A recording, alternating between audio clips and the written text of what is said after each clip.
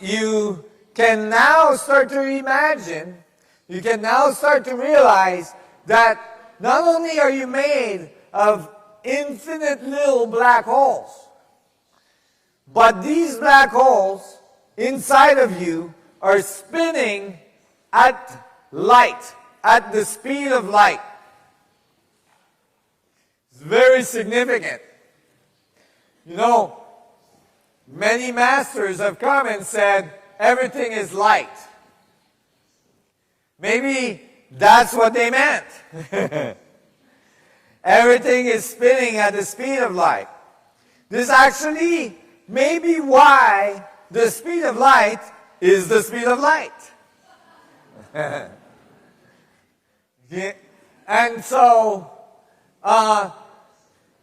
you can actually visualize that all of your atoms not only are little teeny black holes, but they're spinning extremely fast. You are a light body. And the reason I'm telling you all this is because, you know, many spiritual people have a tendency to think that in order to be spiritual, you have to escape the material world.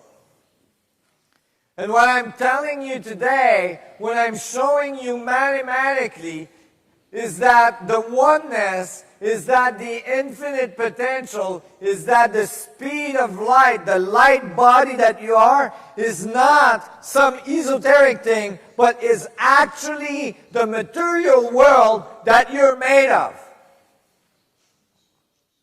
That there is no separation between spirit and matter. It's all the same thing. It's a dynamic of the space itself. It's a dynamic of the vacuum itself. You need not escape the material world. The material world is your gateway to infinity and beyond.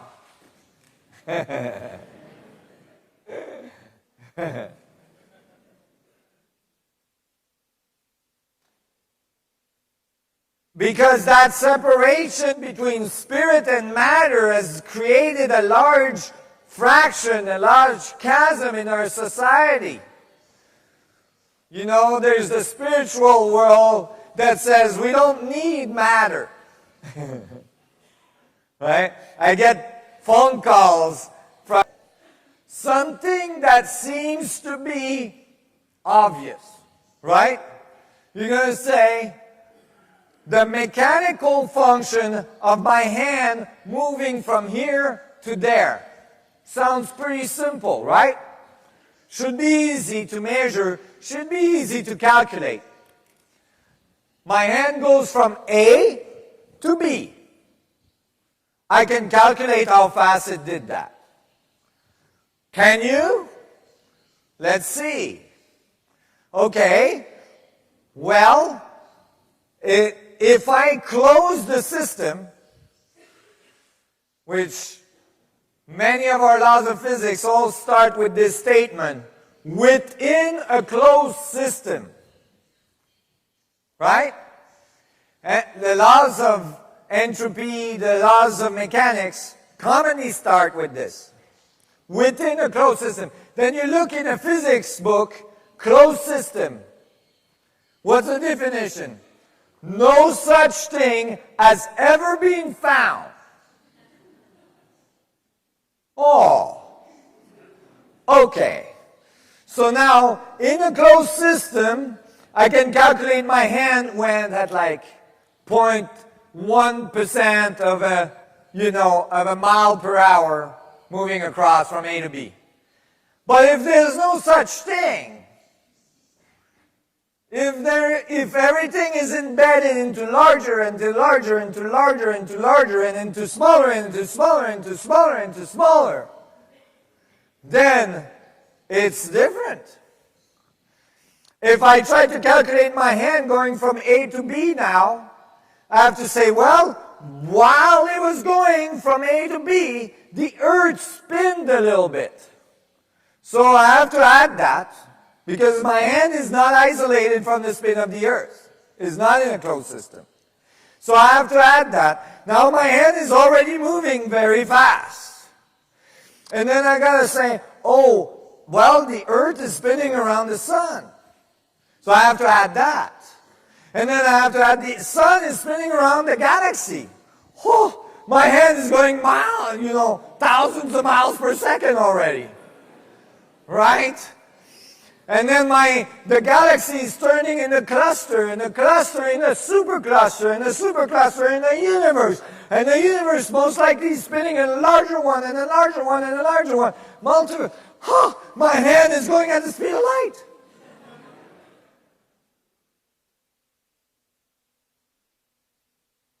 You see, mechanical functions are not so boring.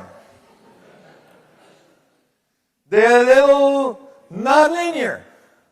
So how do I solve that? Does anything move? What is this? The only solution is to realize my hand is appearing and disappearing, appearing and disappearing, appearing and disappearing in sequence that are occurring so fast at the speed of light that it appears continuous. It's actually my hand is the vacuum, the whole universe, and then back to my hand, and then the vacuum, the whole universe, and back to my hand. And that's how the universe actually knows where my hand is. So that it can coordinate everything else. You guys are following this? So, my hand is actually it's just like a movie, right? You have a frame and then you have a space, and you have a frame and you have a space. But when you run the movie fast enough, you don't see the spaces, you just see the movement continuous.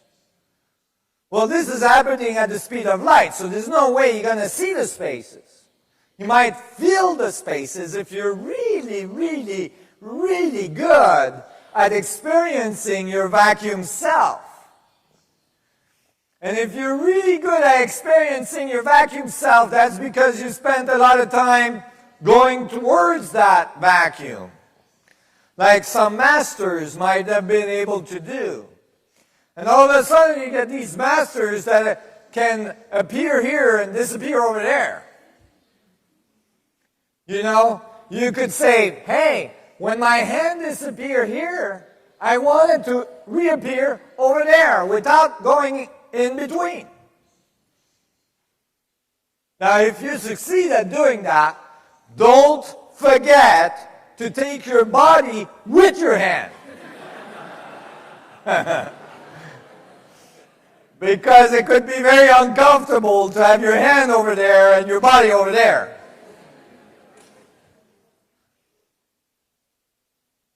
But telekinesis, moving object at a distance, all these things start to make sense. And that's why I was saying mechanical functions are very amazing, very esoteric, very remarkable. They imply infinities, nonlinear function, relationship between all things connected. It's all one. It's this fundamental field that produces a learning structure in space-time that makes up all of the material world, which is an expression of the structure of space-time itself, learning about itself. This is why matter evolves. It doesn't just sit there and do nothing. It actually evolves. It moves together, it tries, and it organizes in many complex ways and produces amazing, amazing worlds. So it's not separated, and that has to go away. The monks that says we don't need the material world have to come and understand the material world is spirit, and the physicists and scientists that say we don't need spirit have to realize that the material world is spirit. It comes together. What is spirit? Spirit is all of the information of all things present in everything. Right? Which I give you an equation to prove to you that it is so. So, the speed of light comes out. Remarkable. Think of yourself as this light body. You are a light body. Imagine, it's because from the frame of reference of your size, it's your relationship to size that's confusing you.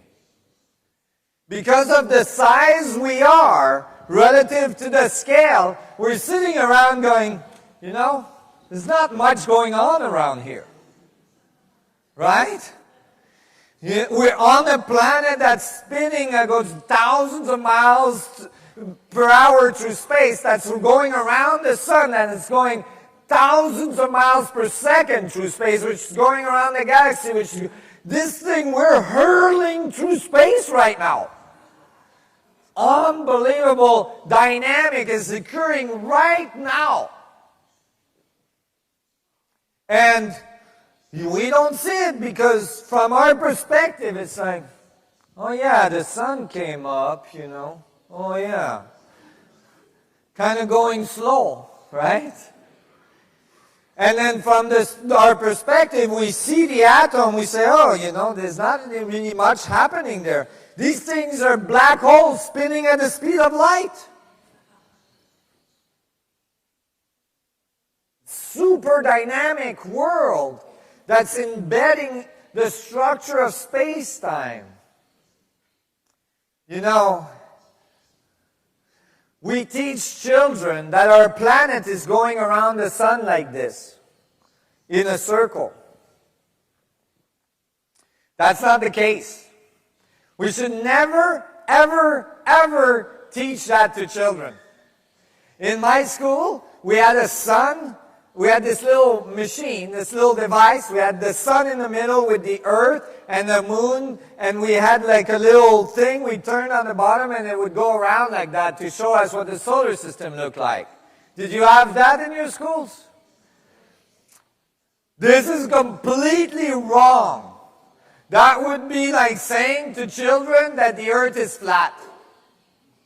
It's not true. Why? Because our sun is moving through space at 3,000 miles per second. So as the planets are following the sun, they're making this huge spiral through space. And so after a year of the earth spinning around the sun, we're not anywhere close to where we were a year ago. We're millions, billions of miles away. Every minute, every second is different from the other because the evolution of the coordinates of the space-time manifold is constantly changing. We're never coming back to the same point. The information is constantly changing. We are, through this speed of light interaction of where the electron appears and disappears and appears and disappears, we are embedding information along that spiral on the structure of space-time, along that path. Can you all visualize that? And so that if you actually took the earth and you took you on the earth, your body on the earth, you could say that like we could follow that path through space and your DNA is actually embedding information on the structure of space-time all along that path. Do we have any evidence that DNA does that? Yes. It's called phantom DNA. It was discovered by the Russians. It was discovered by accident because there was a scientist that was doing a measurement in a spectrum analysis device, scattering photons off DNA, and he was taking measurements, and he went for lunch.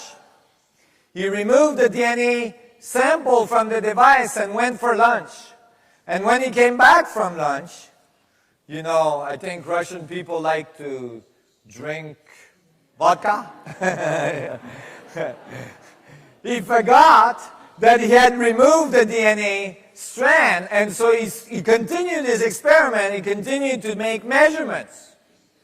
And the measurements were coming out like the DNA was still in the machine. But the strand was not there anymore. So DNA leaves an imprint on the structure of space-time. Leaves an imprint of information on the structure of the vacuum.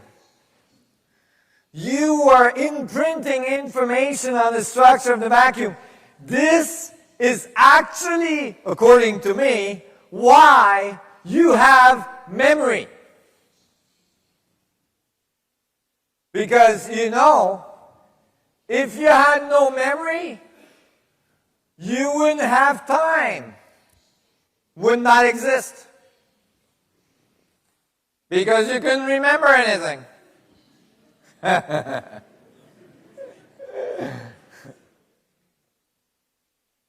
So, actually, memory, which has not been identified in the brain, you know, people are trying to figure out where memory is in the brain. You know, a lot of scientists are trying to identify where is consciousness in the brain. I think Buckminster Fuller said it the best. He said, the problem with the current approach to science is that we have confused the telephone for the conversation. Right? The brain is a telephone. It is not the conversation. The conversation is the structure of the vacuum interacting. The chemistry that occurs in the brain, the electrical discharge, is a result of the structure of space-time interacting, not the source.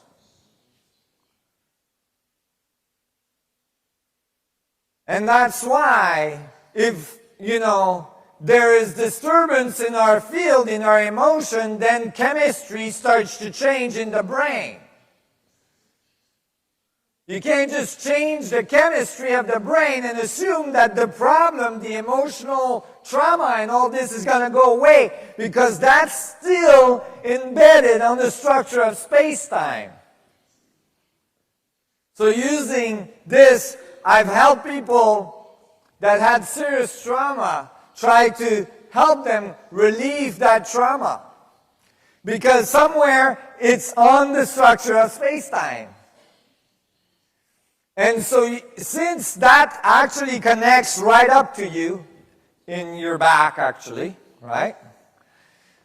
Since that connects right up to you, then you can have access to that structure along that path. This is actually how psychology works. You know, people say, oh, you know, you think of your childhood and try to have a new optic on your childhood, and that will, you know, relieve you from trauma. Well, that's because, although they don't know that, that's because you're actually changing the memory imprint on the structure of space-time. You can actually follow the information of you along that structure all the way back to your mother. That spiral goes all the way back to your mother, and that connects your spiral with her spiral. Where you connect with your mother, you can go towards your father's spiral, or you can go towards your mother's spiral. And then you can continue along that path.